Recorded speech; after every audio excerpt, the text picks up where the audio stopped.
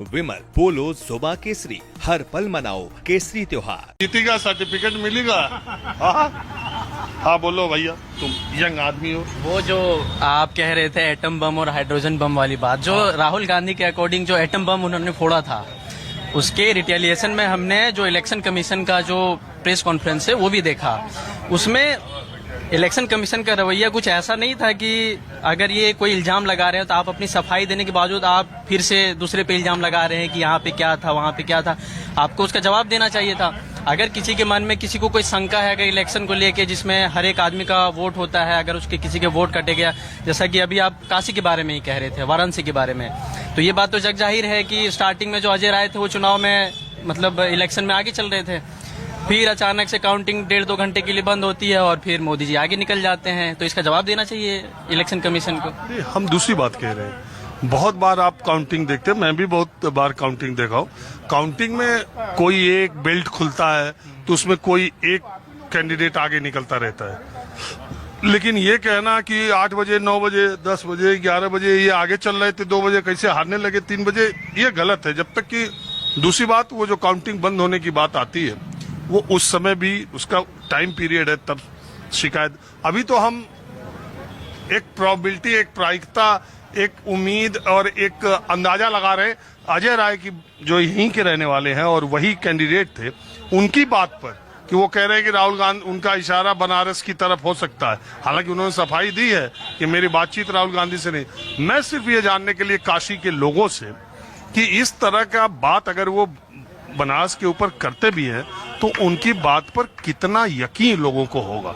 क्योंकि मैं महादेवा बेंगलोर सीट पर भी गया था, वहां के बहुत सारे लोग इस मान्यता के थे कि ऐसा हो सकता है, और बहुत सारे लोग ये कह रहे थे कि भाई 4 बार से लगातार यहाँ लोकसभा जीत रही है और महादेवापुरा में लगातार एमएलए बीजेपी का जीत रहा है, ये बीजेपी का गढ़ ही है। लोगों का ये भी कहना था, दोनों तरह की बातें थी। तो बनारस के लोगों के बीच में क्या बात समझ में आएगी अगर मान लीजिए इस पर चर्चा हो? बिल्कुल चर्चा तो होनी चाहिए और इसमें इलेक्शन कमीशन को जवाब देना चाहिए, क्योंकि ये बात कहीं पर भी कांग्रेस और बीजेपी या किसी और अन्य पार्टियों के बीच में नहीं फंसना चाहिए। इसमें सारा कुछ जो है जिम्मेवारी इलेक्शन कमीशन को लेनी चाहिए। हमने वो प्रेस कॉन्फ्रेंस भी देखा, वो जो राहुल गांधी ने जो प्रेजेंटेशन दी थी उसमें देखा कि वो कह रहे हैं कि किसी एक घर के किसी एक रूम में 80 लोगों का मैं गया था उस जगह बना है। तो क्या ये बात सही है कि वहाँ पे एक रूम पे 80 लोगों के नहीं? तो वो उस आदमी का ये कहना था कि मैं रेंट आउट करता हूँ ये कमरा, इसमें 2-2 3-3 मजदूर रहते हैं, 5,000 रुपए का कमरा अंदर गली में। मैं गया था उस गली में, उस कमरे तक गया था महादेवपुरा के। तो उसने कहा कि लोग रेंट पे रहते हैं, 2-2 3-3 लोग 6 महीना साल भर रहते हैं, एड्रेस प्रूफ के नाम पे वोटर ID कार्ड बनवा लेते हैं। अब वो मजदूरी वाले लोग हैं, चले गए होंगे, तो अब वो वोटर वहाँ 80 उस पे होंगे। इलेक्शन कमीशन ने तो कोई जांच की नहीं, इलेक्शन कमीशन ने तो कोई बताया नहीं कि वो 80 लोग जो वहां पर वोटर हैं उन्होंने वोट दिया कि नहीं दिया। वोटर लिस्ट का नाम है ना जी, वोटर लिस्ट में उनका नाम है, लेकिन उन 80 लोगों ने वहां वोट किया कि नहीं ये कौन बताएगा? ये तो इलेक्शन कमीशन बताएगा। वोटर लिस्ट की बात कर रहे हैं तो इसी बात पे तो फिर बिहार में वो अभी मुद्दा गर्म है ना, जो SIR पे जो लोग चर्चा कर रहे हैं कि आपको अचानक से इतनी जल्दी करने की, क्योंकि एक्चुअली में वो वोट दिए कि नहीं दिए ये बात तो इलेक्शन कमीशन के बाद की वोटर लिस्ट। बिहार की वोटर अधिकार यात्रा का बनारस में लोगों में क्या चर्चा? नहीं, बनारस पे अभी ऐसा कोई उसका कोई जोर नहीं पड़ने वाला है। ये सब कुछ बिहार स्पेसिफिक चीज है तो बिहार तक ही सीमित रहेगा, आगे हो सकता है। लोगों के दिमाग में ये भरम आया क्या कि चुनाव में कुछ?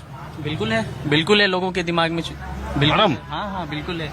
ये सिर्फ उसकी बात नहीं है, मैं खुद झारखंड से आता हूँ, झारखंड के लोगों में ये चीज है। तो झारखंड में हेमंत सोरेन जीती तब नहीं भरम हुआ? तो वही जीती तो वो ठीक बात है ना, लेकिन इलेक्शन को जीतना और हेमंत सोरेन कांग्रेस के साथ है और वो जीत गए, तब आप लोगों के दिमाग में भरम नहीं आया कि यहाँ कुछ खेल हो रहा है? बिल्कुल, अगर वहाँ पे कोई सीट पे ऐसा कुछ है तो उसकी भी इलेक्शन कमीशन को जांच करनी चाहिए। अगर किसी भी कोई भी सरकार अगर गलत तरीके से आती है तो गलत ही है, चाहे वो किसी की।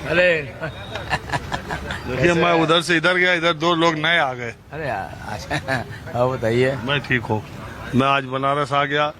अच्छा हुआ। मैंने 80 पर सोचा आप लोग साथ चर्चा की जाए, तो क्या विचार आप लोग का चल रहा है?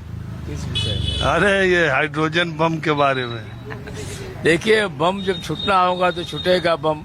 अब क्या है, जांच वांच लोग करें, जांच पे अगर जो सही निकलेगा वो होगा।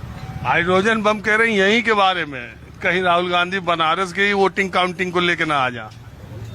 हमें भाई देखें, विचार करें, देखें उसको जो है उसमें रिसर्च करें क्या है क्या नहीं है।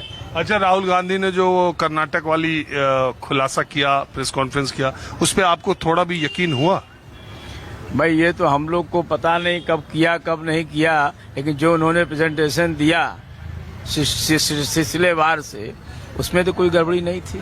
अब वो क्या था क्या नहीं हम नहीं बता सकते हैं। और सैकड़ों मीडिया वाले बैठे हुए थे वहाँ, अकेले नहीं थे, बंद कमरे में नहीं बोल रहे थे, सैकड़ों मीडिया वाले वहाँ बैठे थे। सब लोगों के सामने उन्होंने जो प्रेजेंटेशन दिया अपना जो है, उसमें अगर कोई गड़बड़ी हो तो बताइए। अब वो क्या किए हैं क्या नहीं किए हैं, न हम गए हैं न आप गए हैं वहाँ पर।